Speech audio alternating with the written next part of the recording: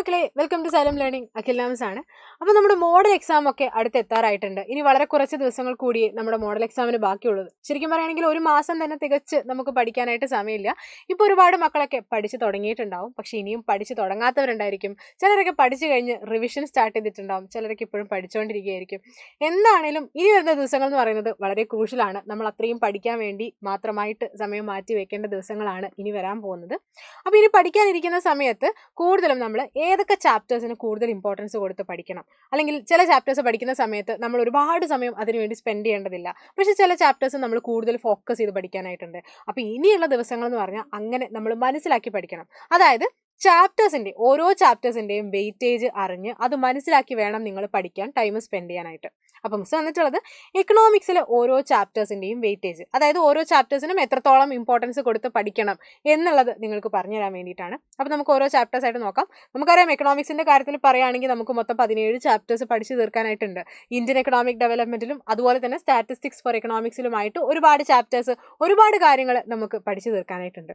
So ആദ്യമായിട്ട് നമ്മൾ Indian economic ഡെവലപ്മെൻറ്റിലേക്ക് വരികയാണെങ്കിൽ 9 ചാപ്റ്റേഴ്സാണ് നമുക്ക് പഠിക്കാനുള്ളത്. അതിൽ ആദ്യത്തെ chapter Indian economy on the eve of independence, അത്യാവശ്യം വെയിറ്റേജ് കുറവുള്ളൊരു ചാപ്റ്ററാണ്. അപ്പോൾ നിങ്ങൾ അത്രയും ഇമ്പോർട്ടൻസ് കൊടുക്കുക. 4 മാർക്കിൻ്റെ ചോദ്യമാണ് വന്നിട്ടുള്ളത് കഴിഞ്ഞ വർഷത്തെ മോഡൽ എക്സാമിന്. മിസ് ഇവിടെ കൊടുത്തിട്ടുള്ളത് ഈ ഒരു ഭാഗം എന്ന് പറയുന്നത് നമ്മൾ സ്കീം ഓഫ് വർക്ക് പ്രകാരമുള്ള ഈ ചാപ്റ്ററിൻ്റെ വെയിറ്റേജ് ആണ്.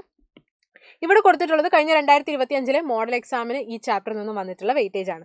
4 മാർക്കിൻ്റെ ഒരു ക്വസ്റ്റ്യൻ ആണ് വന്നിട്ടുള്ളത്. ദെൻ ഇന്ത്യൻ എക്കണോമി 1950 to 1990 അത്യാവശ്യം വെയിറ്റേജ് ഉള്ള ഒരു ചാപ്റ്ററാണ്. ഒരുപാട് ക്വസ്റ്റ്യൻസ് ചോദിക്കുന്നുണ്ട്, പക്ഷേ 8 മാർക്കിൻ്റെ ക്വസ്റ്റ്യൻ വരാറില്ല. കഴിഞ്ഞ തവണ വന്നിട്ടുള്ളത് 1 മാർക്കിൻ്റെയും 3 മാർക്കിൻ്റെയും ക്വസ്റ്റ്യൻസ് ആണ്. അങ്ങനെ 4 മാർക്കിന് വരെയുള്ള വെയിറ്റേജ് ഉള്ള ഒരു ചാപ്റ്ററാണ്. പിന്നെ LPG നമ്മൾ അത്യാവശ്യം കുറച്ചധികം സമയം എടുത്ത് നമ്മൾ പഠിക്കേണ്ട ഒരു ചാപ്റ്ററാണ്. LPG liberalisation, privatisation, globalisation. കഴിഞ്ഞ തവണ 5 മാർക്കിനും 2 മാർക്കിനും 1 മാർക്കിനും ആയിട്ട് അങ്ങനെ മൊത്തം 8 മാർക്കിൻ്റെ ചോദ്യങ്ങളാണ് ഈ ചാപ്റ്ററിൽ നിന്ന് വന്നിട്ടുള്ളത്. 8 മാർക്കിൻ്റെ ഒരു ക്വസ്റ്റ്യനും ഈ ചാപ്റ്ററിൽ നിന്ന് വരാൻ സാധ്യതയുണ്ട്. അപ്പോൾ അത്രയും ഇമ്പോർട്ടൻസ് കൊടുത്ത് വേണം നിങ്ങൾ LPG പഠിക്കാനായിട്ട്. അതേപോലെ തന്നെ ഇമ്പോർട്ടൻസ് കൊടുക്കേണ്ട മറ്റൊരു ചാപ്റ്ററാണ് നമ്മുടെ പോവേർട്ടി എന്ന് പറയുന്നത്. പോവേർട്ടിയിൽ നിന്ന് കഴിഞ്ഞ തവണ 8 മാർക്കിൻ്റെ ക്വസ്റ്റ്യൻ വന്നിട്ടുണ്ട്, 1 മാർക്കിൻ്റെ ക്വസ്റ്റ്യൻ, അങ്ങനെ മൊത്തം 9 മാർക്കിൻ്റെ വെയിറ്റേജ്.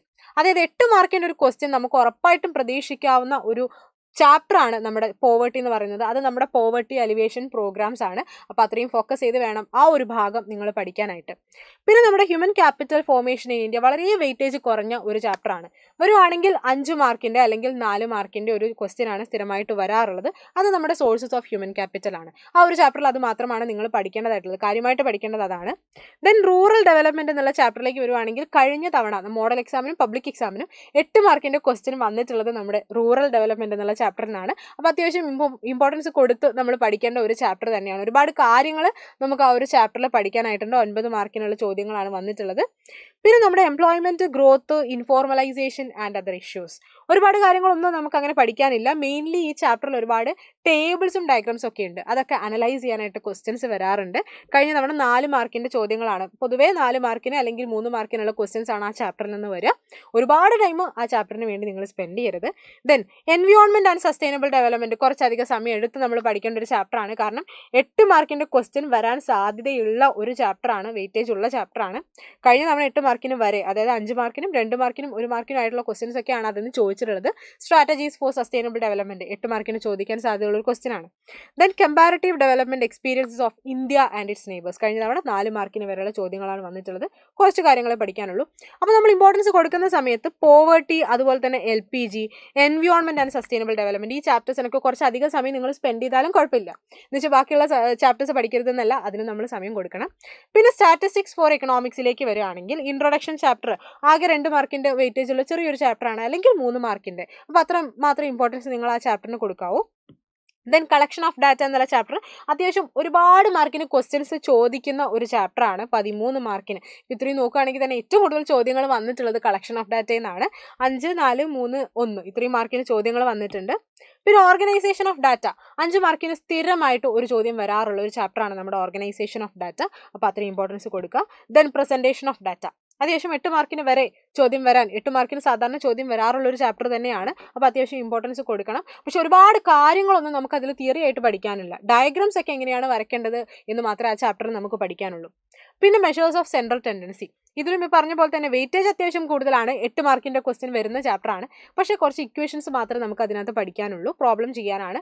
തിയറി അധികവും ആ ചാപ്റ്ററിൽ നിന്ന് ചോദിക്കാറില്ല. ദെൻ കോറിലേഷൻ, സ്കാറ്റർ ഡയഗ്രാം, അതുപോലെ തന്നെ കുറച്ച് ഇക്വേഷൻസ് ഒക്കെ നമുക്ക് പഠിക്കാനുണ്ട്. 5 മാർക്കിന് വരെ ക്വസ്റ്റ്യൻസ് വരുന്ന ഒരു ചാപ്റ്ററാണ്.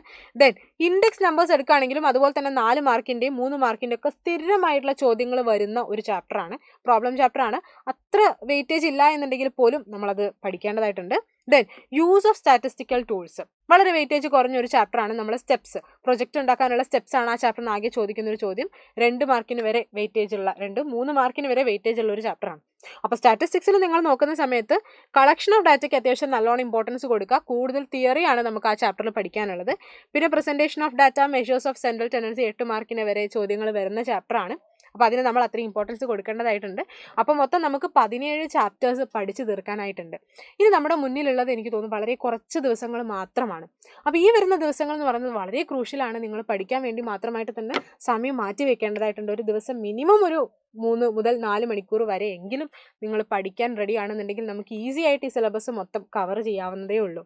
പിന്നെ നമ്മുടെ എൻഡ് ഗെയിം ബാച്ചിൽ ഇപ്പോഴും അടിപൊളിയായിട്ട് ക്ലാസ്സുകളൊക്കെ മുന്നോട്ടേക്ക് പോയിക്കൊണ്ടിരിക്കുകയാണ്. ഓരോ സബ്ജക്റ്റിലെയും ഓരോ ചാപ്റ്ററിൻ്റെയും വളരെ ക്രിസ്പായിട്ടുള്ള ക്ലിയർ ആയിട്ടുള്ള ക്ലാസ്സുകൾ നമ്മൾ കൊടുക്കുന്നുണ്ട്. അതുപോലെ തന്നെ മെറ്റീരിയൽസും മൈൻഡ് മാപ്പും ക്വസ്റ്റ്യൻസും ഒക്കെ നിങ്ങൾക്ക് അവൈലബിൾ ആക്കുന്നുണ്ട്.